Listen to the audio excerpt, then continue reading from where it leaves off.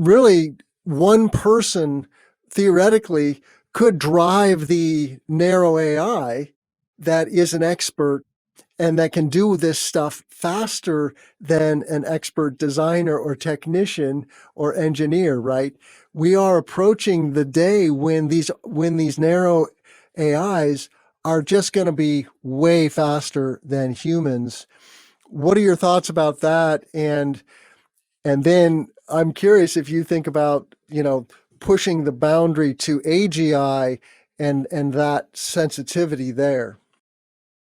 Yeah, no, it's a well. I like the Mammoth example because, in fact, that's a project that we've been involved with for a while, supporting the developer. And the original design for Mammoth was actually done in our digital suite. So, and one of the things that's unique about that project, that's a large project, and it's complicated from a land standpoint. So they worked with the local farmers and put together a bunch of different parcels to create what's truly a mammoth project over a gigawatt in Indiana, which is awesome. But yeah, I mean, that's where the software can really help and to evaluate. There's, I forget how many parcels, dozens of parcels, and should I use this parcel or that parcel, or how do the cabling work? What's the cost? So it's a problem which lends itself to big data and analytics.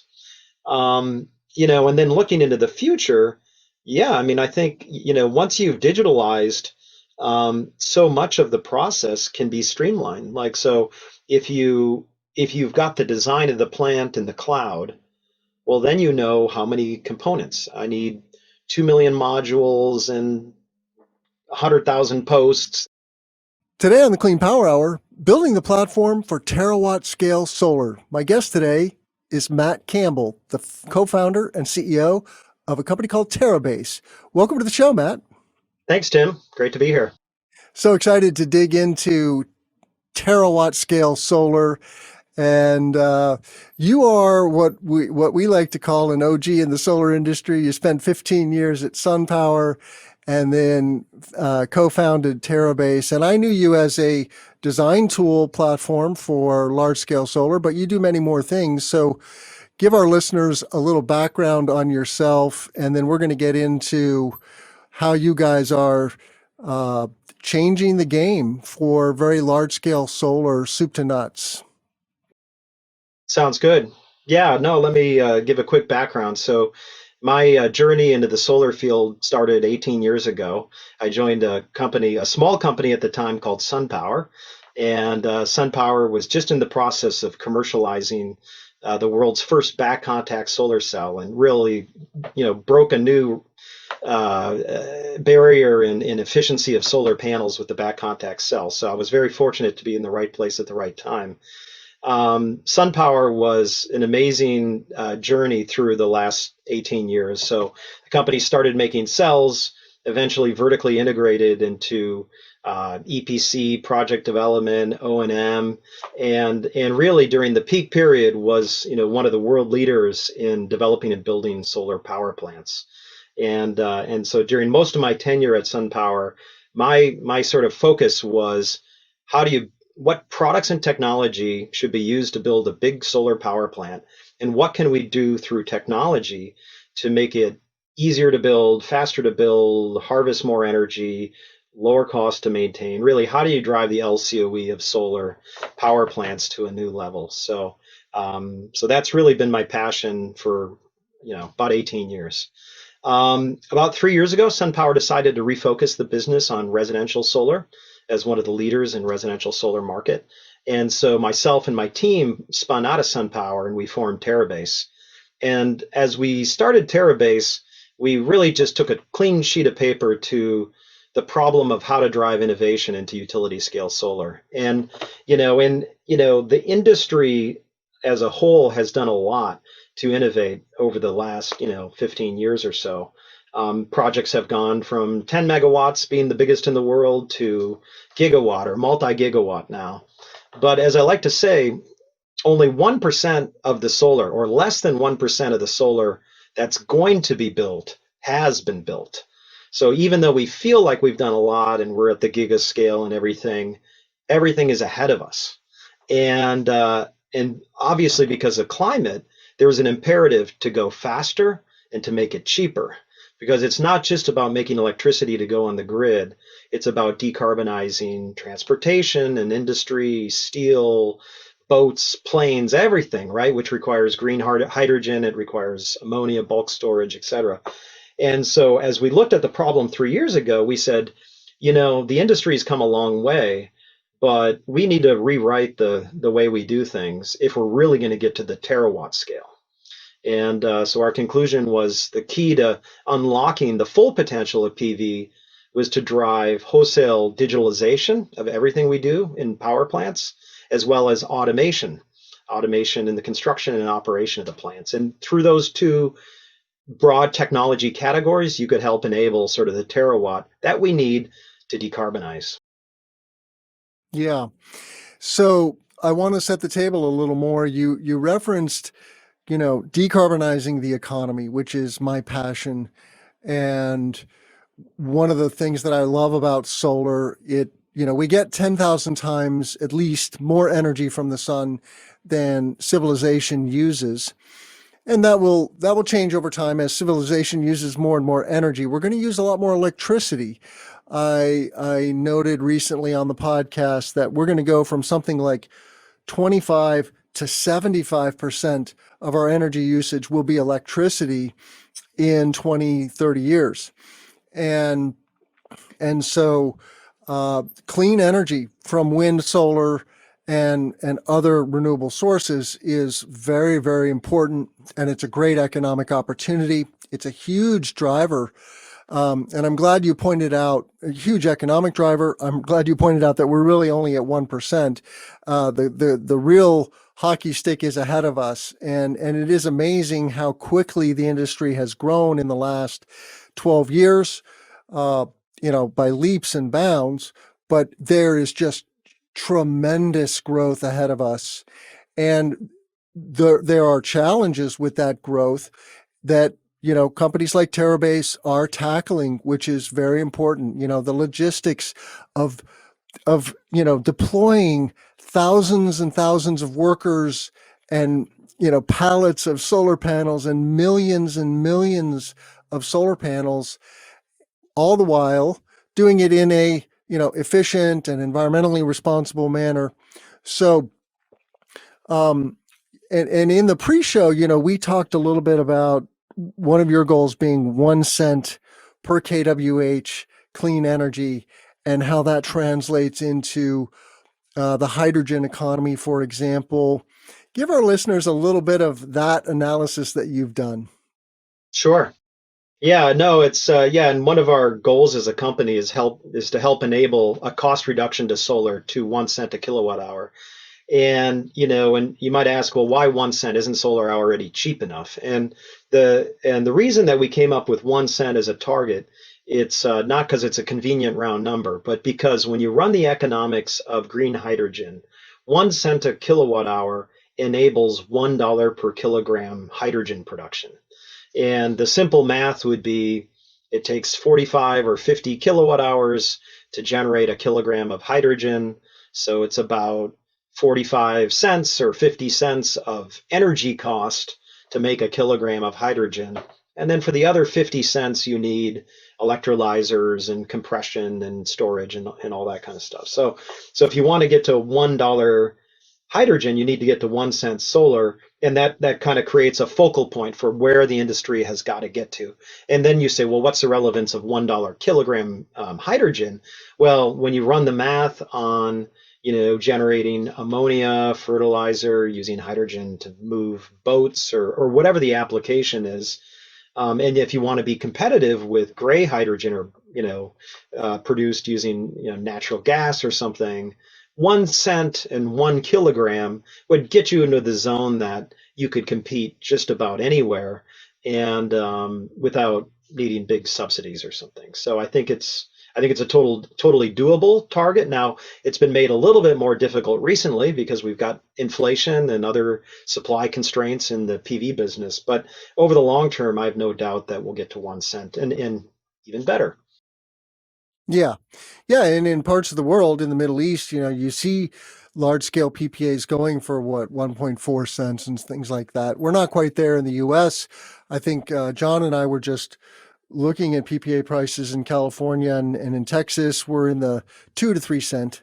So, but definitely prices will come down over time. And we also noted that in the pre-show, and John and I noted this on the show the other day, that solar prices have actually gone up. There was a little bit of a bounce, and due to supply chain issues, and uh, I mean, it is a complex world. COVID is certainly part of that equation, and but we will come back down. Um, so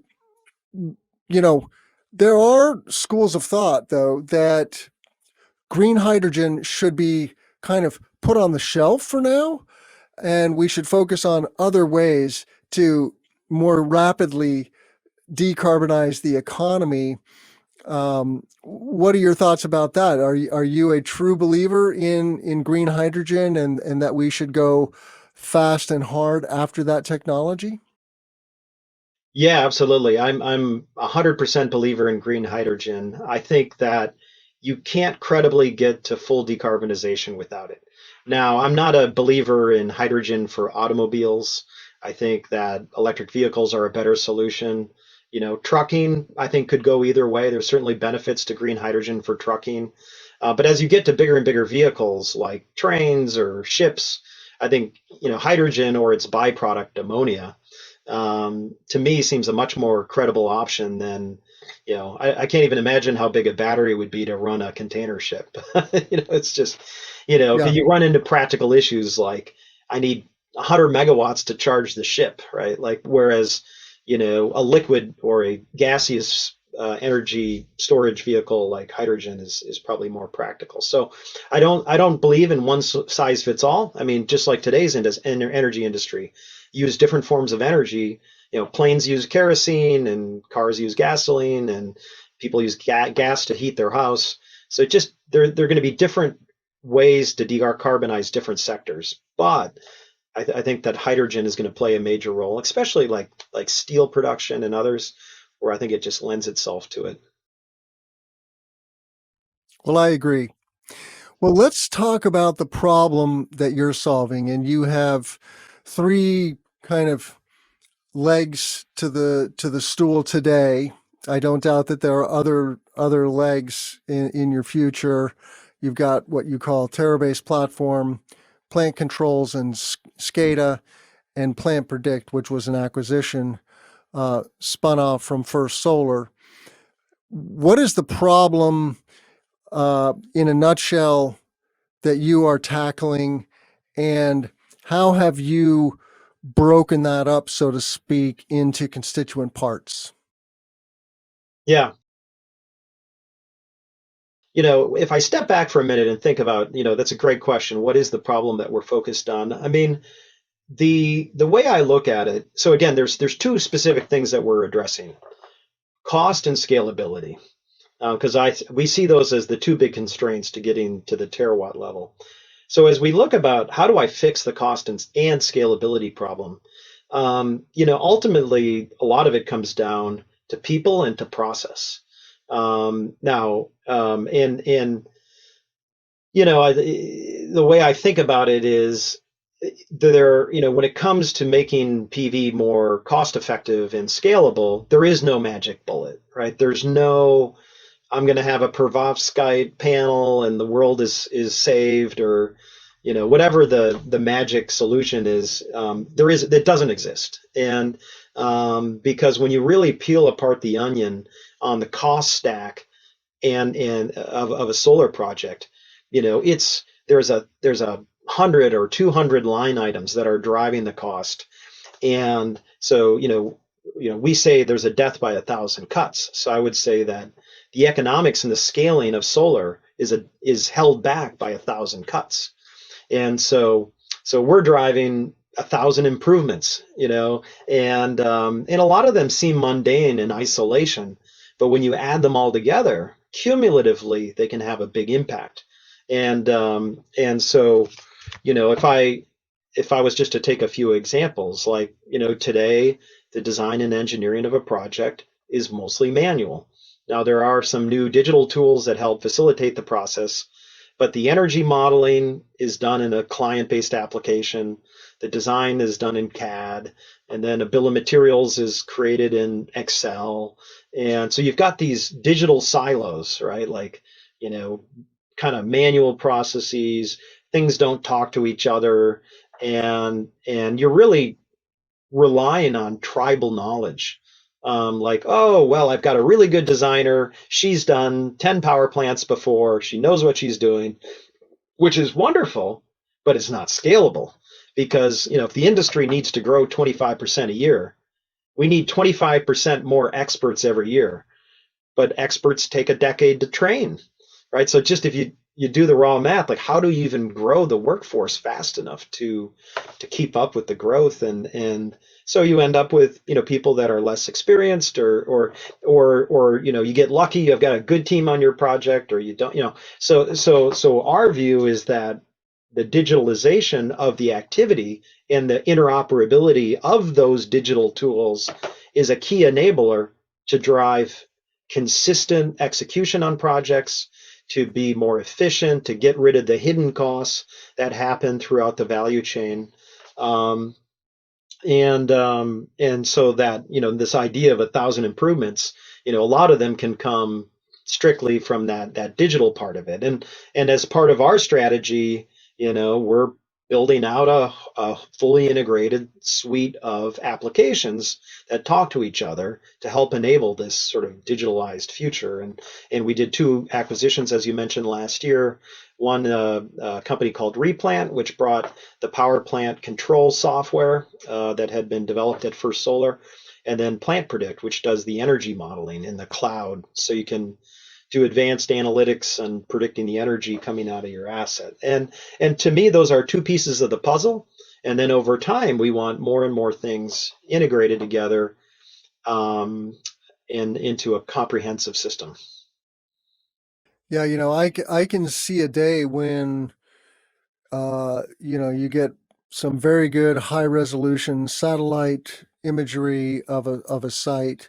We're talking thousands of acres now, right? There's a 13,000 acre solar project being developed in or being constructed now in Indiana, Mammoth Solar. And so that is the scale, and we're swimming in land, right? We only need 1 to 2% of the landscape. So for all of our land lovers out there, don't freak out. We're not going to pave over the planet with solar farms, and we can completely green the grid because we are just swimming in land. And we have to be careful about what we do with that land once it's converted to solar farms, and make sure we're being as responsible as possible. I'm all for that. And we talked about agrivoltaics, and maybe we can talk about that a little further in the show. But making solar farms as wildlife friendly as possible, that's a big thing in some jurisdictions like California, especially. But I can foresee the day when you've got a chunk of land, and then you say to the computer, okay, design me the most efficient solar farm and tell me how to attack the construction problem per se, right? And build me that sequence, and really one person theoretically could drive the narrow AI that is an expert and that can do this stuff faster than an expert designer or technician or engineer, right? We are approaching the day when these narrow AIs are just going to be way faster than humans. What are your thoughts about that? And then I'm curious if you think about, pushing the boundary to AGI and that sensitivity there. Yeah, no, it's a well. I like the Mammoth example because, in fact, that's a project that we've been involved with for a while, supporting the developer. And the original design for Mammoth was actually done in our digital suite. So, and one of the things that's unique about that project, that's a large project, and it's complicated from a land standpoint. So they worked with the local farmers and put together a bunch of different parcels to create what's truly a mammoth project over a gigawatt in Indiana, which is awesome. But yeah, I mean, that's where the software can really help and to evaluate. There's, I forget how many parcels, dozens of parcels, and should I use this parcel or that parcel, or how do the cabling work? What's the cost? So it's a problem which lends itself to big data and analytics. And then looking into the future, yeah, I mean, I think, once you've digitalized, so much of the process can be streamlined. Like, so if you if you've got the design of the plant in the cloud, well, then you know how many components. I need 2 million modules and 100,000 posts and every little bit, and you can create a schedule and you can create a sequence of construction and you can figure out the finance. I mean, like, once it's digitalized, the sky is the limit.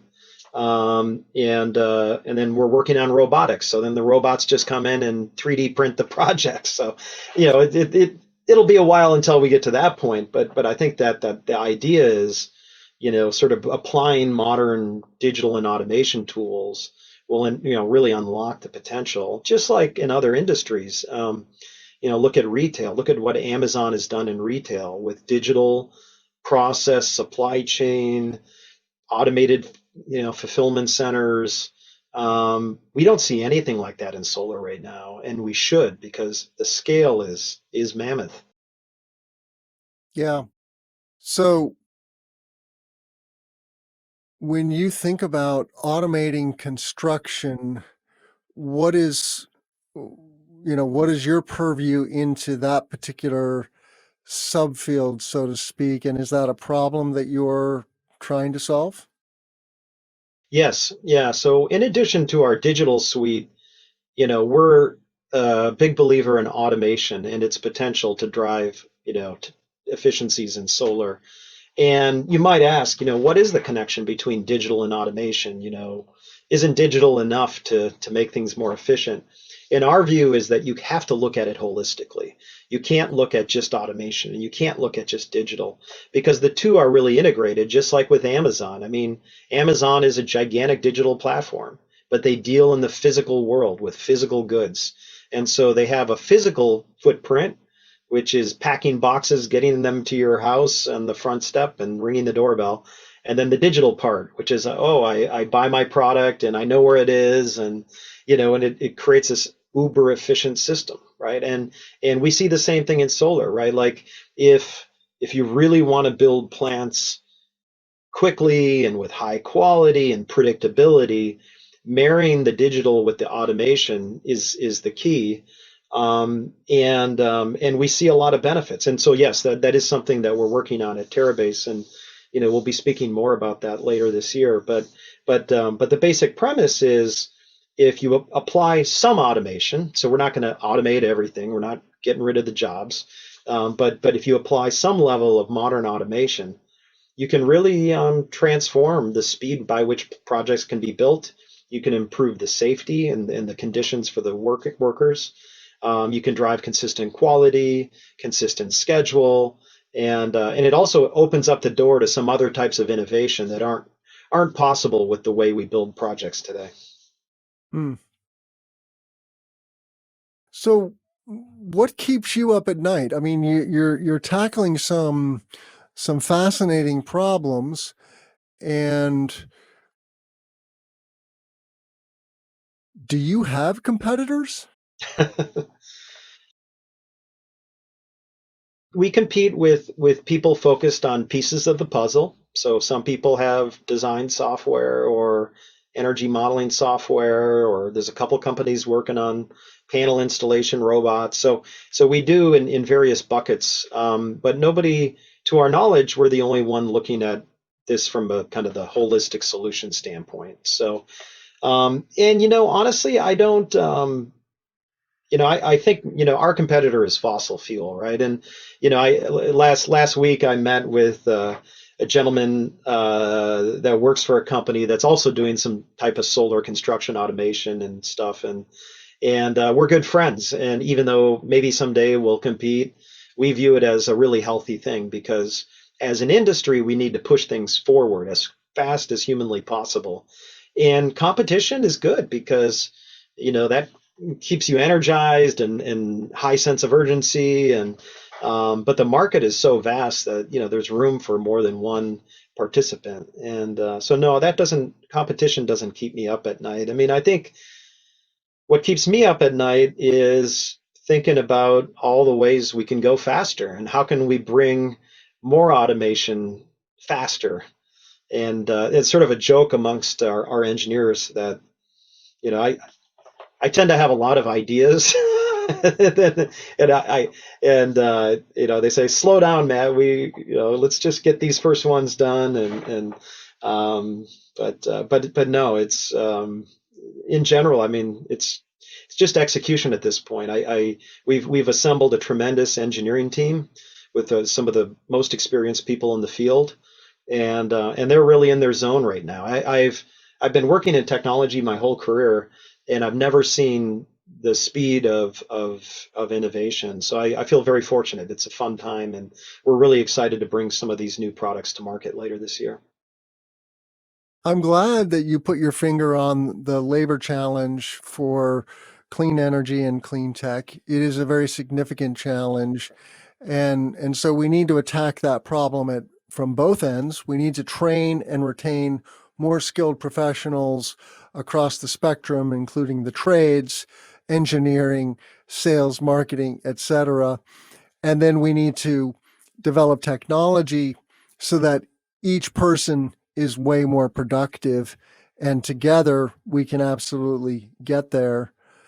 Um, what are your perspectives on developing the labor force in the U.S. to keep up and keep pace? It is noteworthy that the United States is generally not keeping pace with some of our global competitors like China when it comes to STEM. We are resting a little bit on our laurels, frankly, and our immigration policy doesn't help us retain the thousands and thousands of foreign nationals who are getting degrees at our top engineering schools. They're going back, right, back home and enriching those economies, which I just think is ludicrous. But what are your thoughts about scaling the workforce? And then I want to talk more about scaling technology to get to 1 cent a kWh. Yeah, I mean, in terms of scaling the workforce, I do think that's a problem that needs to be addressed. And unfortunately, my perspective is it's not being addressed currently sufficiently by the government. And I do really think it comes down to the government because it's a societal level problem that requires a societal level plan, right? Like when we built the interstate highway system, it was the federal government coming up with a game plan. This is how we're going to tie together the country, right?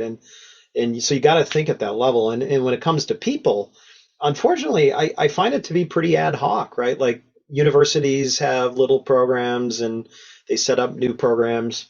On the trade side, different companies will have, little solar universities to train people, and which is great.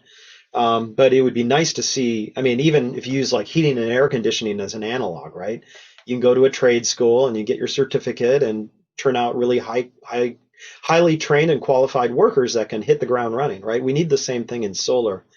And I know there is a lot done, but my view is more could be done, and whether that's a design engineer that designs a plant or an installer or whatever it is, I think more focus on education is a good idea.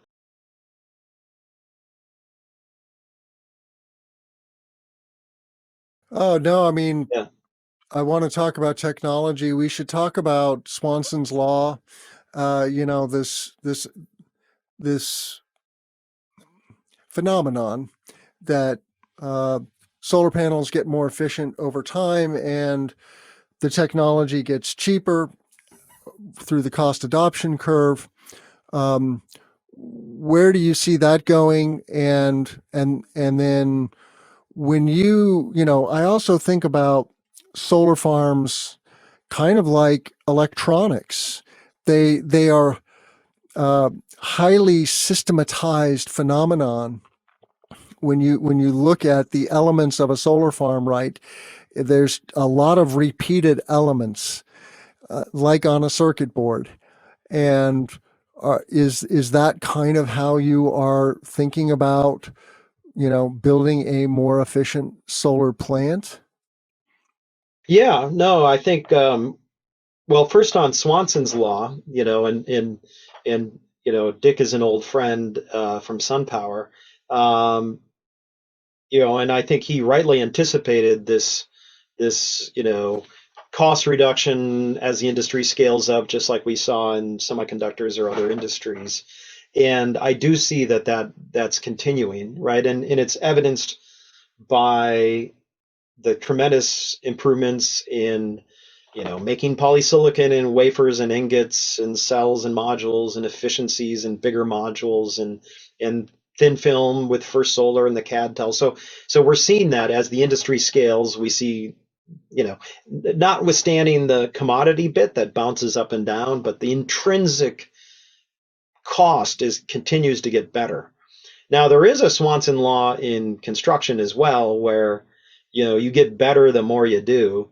However, we have stagnated as an industry, and it's kind of it's strange. I mean, when I look at a solar power plant today, it's not much different in terms of how it's done than it was 10 or 15 years ago, right? The means and methods of construction, that even the technologies, right? I mean, 10 years ago we brought aluminum cabling and prefabricated cabling and GPS pile driving, and there were a few tricks that we did to pull cost out. But my own view is it sort of asymptoted a little bit. And when I think about, there is what does a project cost, and then what should it cost, right? And so when I think about it, what it should cost is it should cost the materials times the cost of the materials. So it's like, okay, how many tons of steel, how many tons of copper, aluminum, whatever, that eventually at the asymptote, at the terawatt, and then everything else should just be a little bit on top of the material cost, right? And we are a long, long way from that being the case. But that over time, I'm certain that that'll be the outcome.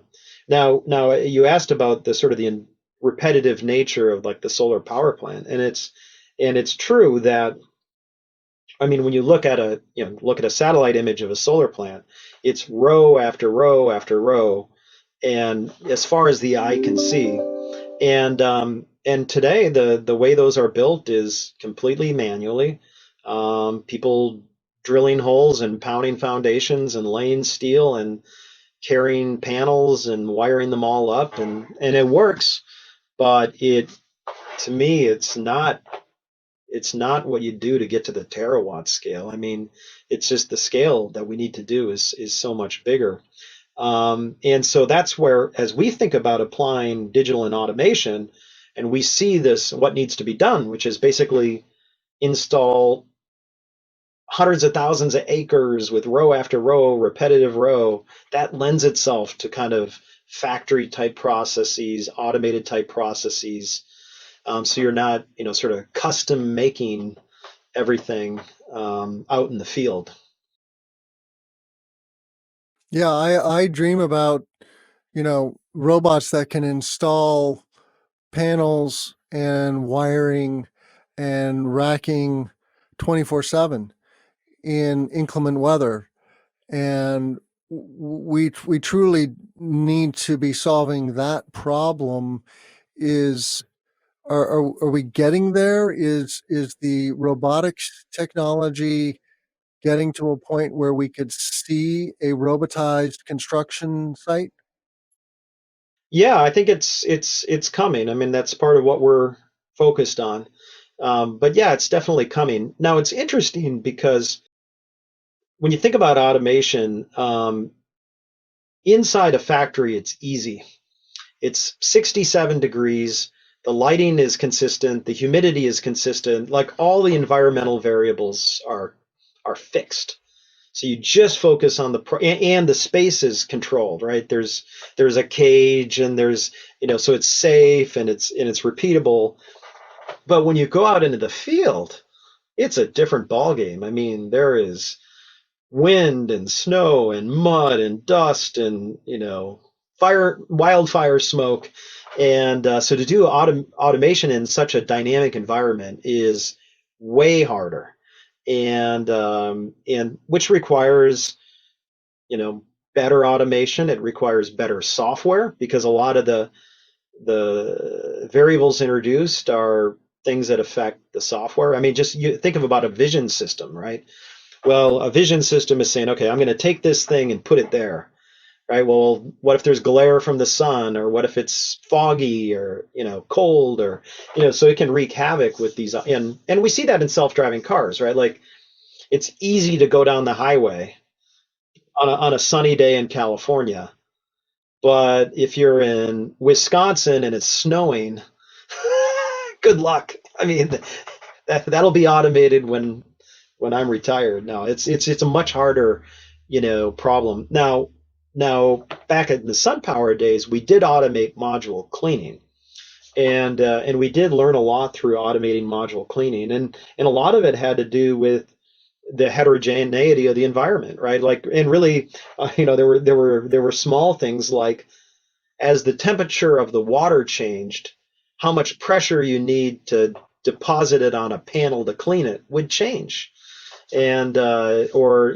so just little things like that make it a little more challenging to do the automation. So again, as we have thought about automation and worked on automation, the fundamental constraint that we put is it has to work in any condition, which really affects the way you approach it, and it rules out a lot of approaches you might consider if you think about automation for construction.